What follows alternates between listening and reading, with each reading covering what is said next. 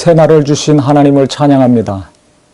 오늘은 마태복음 5장 1절부터 12절까지의 말씀입니다.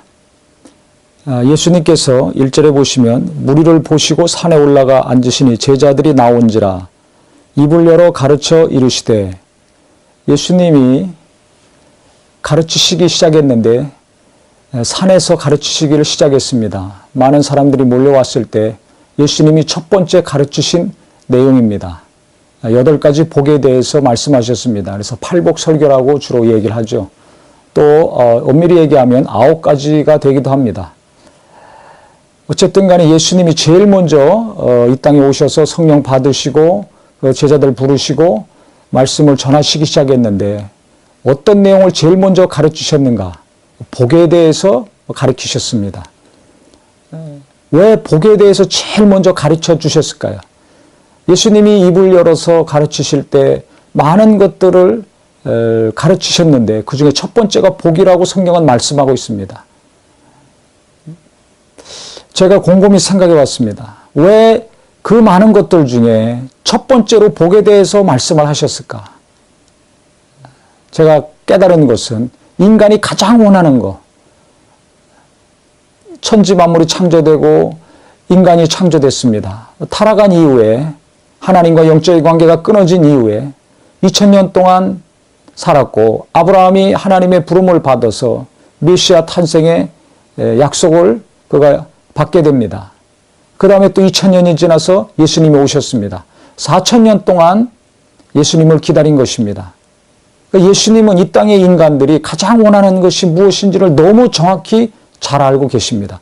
지금 2000년이 지난 지금도 그 당시나 지금이나 인간들은 동일하게 이 땅에 살면서 육체를 입고 태어나서 죽는 날까지 가장 원하고 바라는 것이 있습니다. 그게 뭡니까? 동서고금을 막론하고 바로 복입니다. 그럼 복이 뭡니까? 오래전이나 지금이나 많은 사람들이 남자나 여자나 모두가 원하는 것은 물질에 대한 풍요로움입니다. 경제적인 안락함입니다. 전 세계 어디를 가든지 이것은 똑같습니다. 그래서 소위 복을 받았다 그러면 돈을 많이 벌었구나, 부자가 됐구나, 자손 대대로 먹고 살 만한 재물을 모았구나, 재산이 많구나, 이 복이 있다고 생각을 합니다. 그 다음에 또 복이 있다면 건강하게 오래 살았을 때 복이 있다고 합니다. 또 자식들을 잘 키워서 좋은 학교 보내고 출세해서 높은 자리에 앉았을 때 복이 있다고 합니다. 즉 모든 이 땅의 인류가 생각하는 복은 많은 부를 얻는 거, 또 권력을 얻는 거, 높은 지위에 앉는 거, 많은 사람들을 다스리는 거, 이것이 복이라고 생각합니다. 예수님은 그것을 지금 깨부수고 있는 겁니다. 우리가 잘 아셔야 됩니다. 우리가 복이 무엇인가를 이번 시간을 통해서 잘 알아야 됩니다. 말로만 주여 주여 하는 것이 아니라, 하나님 찾을 것이 아니라 진짜 예수님이 복이 무엇인가를 분명하고 정확하게 구체적으로 가르쳐 주셨어요. 그것도 제일 먼저, 첫 번째로.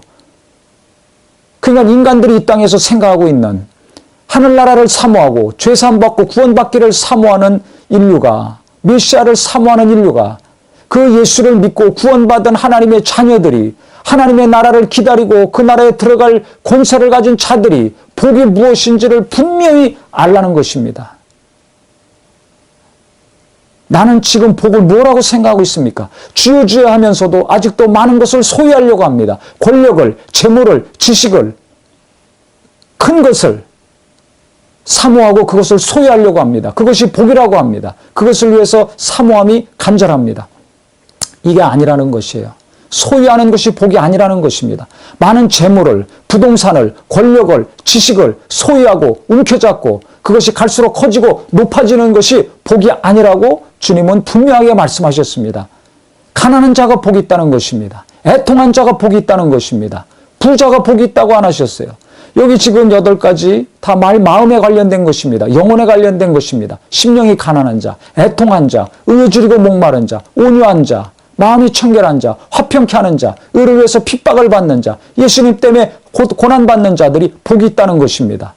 우리가 분명히 아시지만 여기 어디 돈 많은 부자가 복이 있다고 나와 있습니까?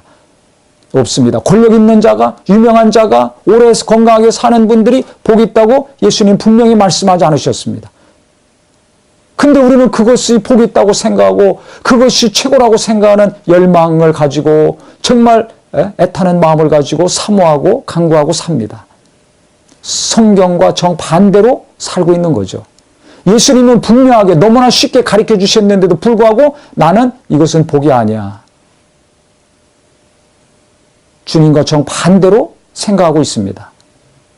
이게 얼마나 지금 이율배반적입니까? 그러니까 평안이 없습니다. 그러니까 생명이 없는 거예요. 은혜 받았더라도 그 은혜가, 그 충만함이, 그 기쁨이 잠깐이에요. 스쳐 지나가는 은혜. 잠깐 있다 없어지는 평안과 기쁨이죠. 지속되지 않습니다.